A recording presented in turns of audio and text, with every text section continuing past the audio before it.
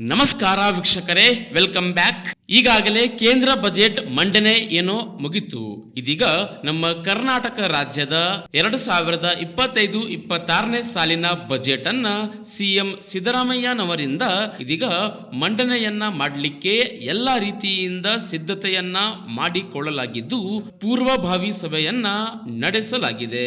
CM Siddaramaiah ಅವರ 16ನೇ budget ಹಲವು ವೈಶಿಷ್ಟ್ಯತೆಗಳಿಂದ ಕೂಡಿದ್ದು ರಾಜ್ಯದ ಇತಿಹಾಸದಲ್ಲಿಯೇ ಇದೇ ಮೊದಲ ಬಾರಿಗೆ 4 ಲಕ್ಷ ಕೋಟಿಗೂ ಹೆಚ್ಚು ಅನುದಾನ ಹೊಂದಿರುವ ಒಂದು ಬಜೆಟ್ ಅನ್ನ ಮಂಡನೆ ಈ ವರ್ಷದಲ್ಲಿ ಮಾಡಲಿದ್ದಾರೆ.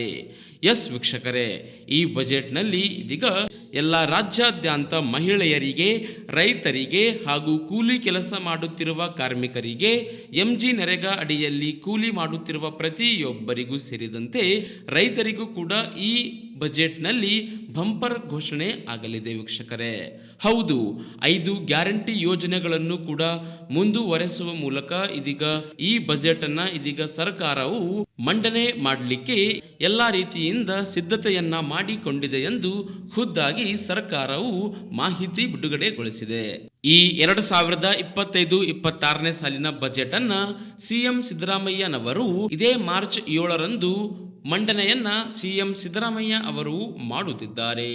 ಈಗಾಗಲೇ ಎಲ್ಲ ಇಲಾಖೆಗಳ ಅಧಿಕಾರಿಗಳೊಂದಿಗೆ ಮತ್ತು ಸಚಿವರೊಂದಿಗೆ ಪೂರ್ವಭಾವಿ ಸಭೆಯನ್ನ ನಡೆಸಲಾಗಿದ್ದು, ಗ್ಯಾರಂಟಿ ಯೋಜನೆಯ ಅಡಿಯಲ್ಲಿ ಈಗಾಗಲೇ ನೀಡಲಾಗುತ್ತಿರುವ ಗೃಹಲಕ್ಷ್ಮಿ ಹಣ, ಅನ್ನಭಾಗ್ಯ ಹಣ ಸೇರಿದಂತೆ ಹೀಗೆ ಗ್ಯಾರಂಟಿ ಯೋಜನೆಗಳ ಬಾಕಿ ಇರುವ ಹಣಗಳನ್ನ ಎಲ್ಲ ಫಲಾನುಭವಿಗಳ ಖಾತೆಗೆ ಶೀಘ್ರದಲ್ಲಿಯೇ ಜಮಾ ಮಾಡುವುದರ ಮೂಲಕ ಮತ್ತೆ ಹೊಸ ಯೋಜನೆಯನ್ನ ಘೋಷಣೆ ಮಾಡಲಿಕ್ಕೆ ಇದೀಗ ಸರ್ಕಾರವು ತೀರ್ಮಾನ ತೆಗೆದುಕೊಳ್ಳಲಿದೆ.